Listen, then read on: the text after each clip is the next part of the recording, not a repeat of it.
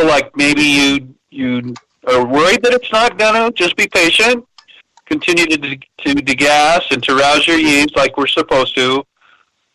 If you are keeping your temperatures at the lower end of the spectrum for that particular strain, you might find by warming them up, 2, 3, 4, 5 degrees, that might be enough to kick the yeast in the pants and help them get across the finish line.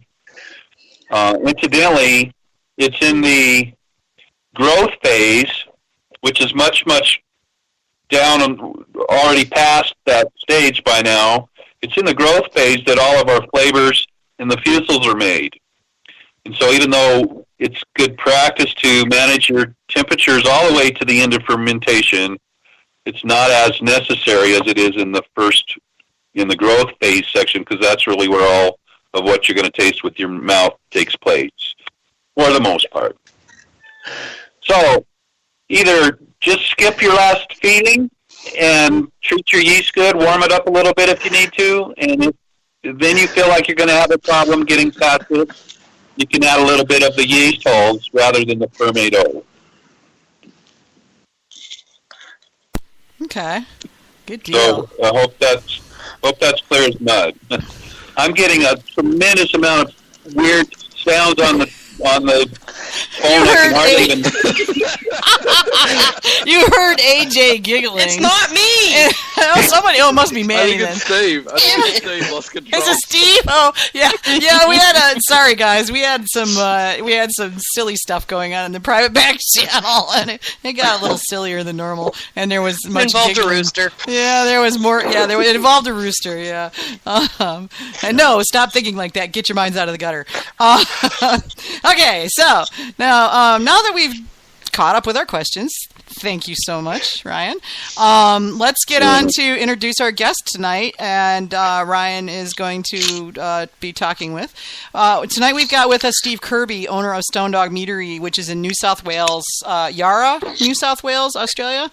And Steve is a total braggot monster. He makes a lot of these things. He's really into them, so he's been experimenting with all sorts of different stuff, including not just traditional brewed from the get-go braggots, but also doing blends of beers and meads to obtain braggot result that is really good. And he was telling us about one earlier. That was the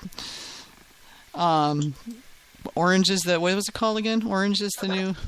Orange, which is a Russian word for orange. Okay. Orange is the new Vlad. Is the new Vlad. So a bit of a play on the orange is the new black, because, Vlad the Impaler.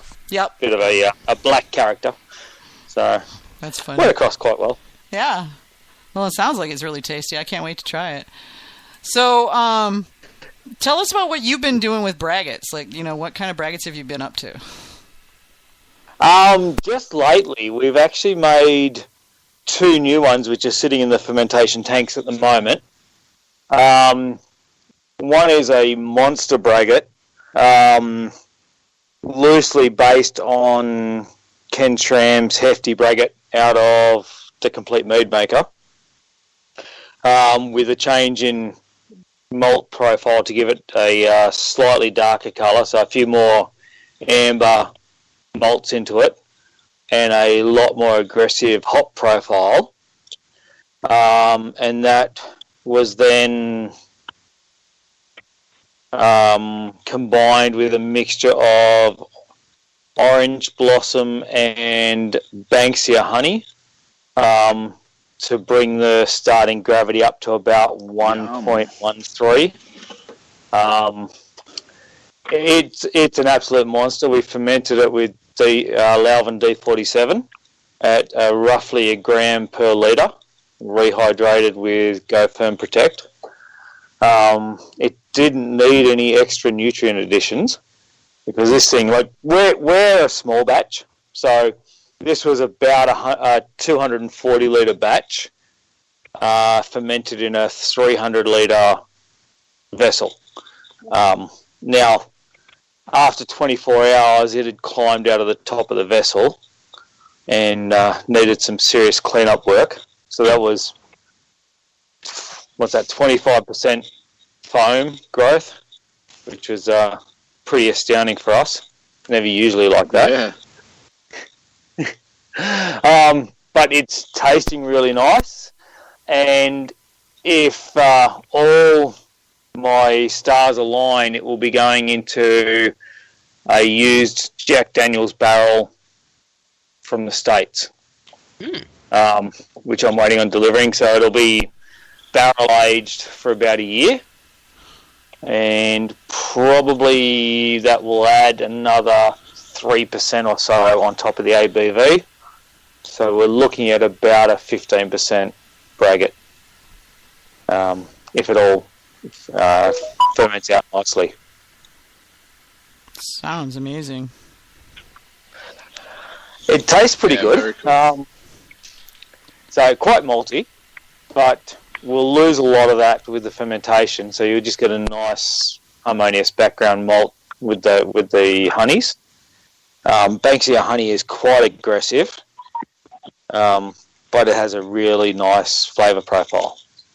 And I believe adding the citrus in from the orange blossom will just double that. So it's an experiment, but it's the fun part of actually owning a meadery. So that's the stuff I love to do. It sounds like you're pushing the limits and, trying some new stuff. That's kind of cool. Yeah, it's fun. The second one we've got at the moment is a kettle-soured American Pale Braggot. So I used a new type of malt for us called Shepherd's Delight, combined with Maris Otter, which is a really nice traditional malty malt, so to speak, like a nice base malt. But even with a ratio of about 6% Shepherd's Delight, it came out really nice and red and dark. Quite amazing for the amount that actually went in. And that was kettle soured with a blend of Inner Health Plus and the yogurt cultures, the home yogurt cultures you can buy. Wow. So what you do is you actually mash out your grains at your standard mashing temperature. For me, I like to go a little bit higher and mash at about 67 degrees centigrade, just to keep a few extra unfermentables in there, because we know the honey will mostly ferment right out. So once you've mashed out, if you like, you can heat it up to about 90 degrees to knock some of the oxygen out and to just purify it, like sterilise the wort. I didn't bother this time. I waited till it cooled to about 40 degrees, then I pitched the Inner Health Plus capsules and the yogurt cultures. So you used capsules. You've used the Inner Health Plus. That horrible commercial is coming to mind with the good bacteria and bad bacteria on a seesaw now. But you used just the capsules and you broke them open and dumped them in, or what was your process there?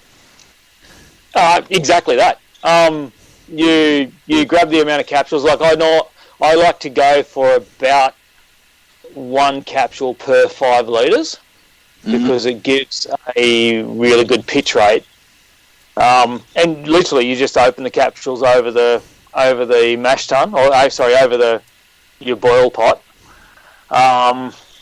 and let them dissolve on top.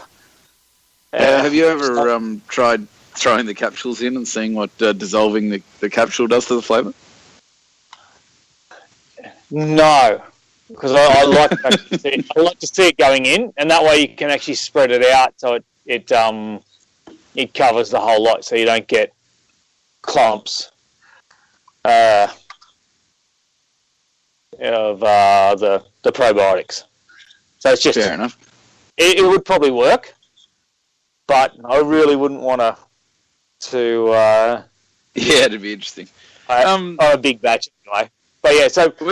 Just to finish the process. Yeah. So once that's pitched, you want to keep it between 25 and 40 degrees for 2 to 3 days. Now, we managed to maintain 26 degrees because I don't have great temperature regulation. I was actually using heat belts to keep it up there.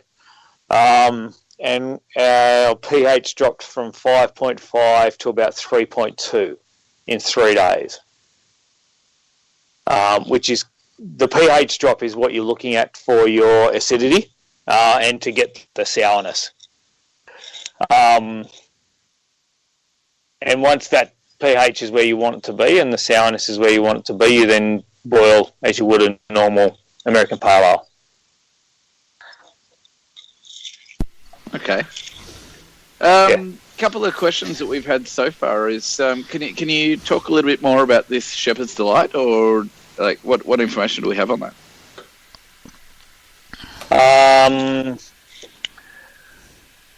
I can, but I would actually need to just bring it up. It's by Gladfield Malts out of New Zealand. Mm-hmm. So I would actually need to bring up the specs. Okay, we'll leave that one for a little bit later then. Jaden's also asking about these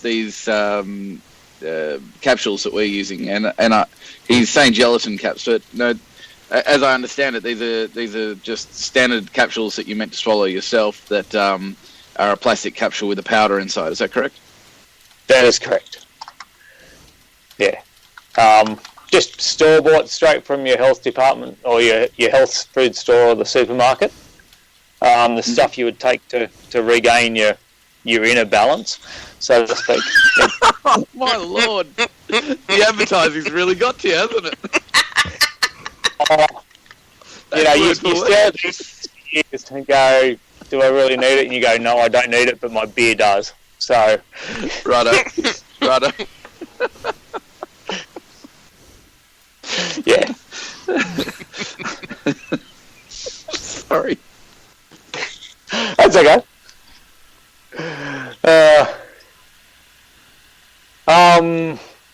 Yeah. So, where are we up to? Trying to read 3 different feeds and be on thing. I'm not that. Yeah. And the feeds are unusually active tonight, guys. So if you hear a little hesitation, it's because we're trying to read and type at the same time. I will say, let me answer this. All the braggots we're talking about tonight, except for the monster braggot, are in the braggot files that have been uploaded to Got Mead. They'll have grain bills and pitching rates and hopping rates and all of that sort of stuff in our process in it.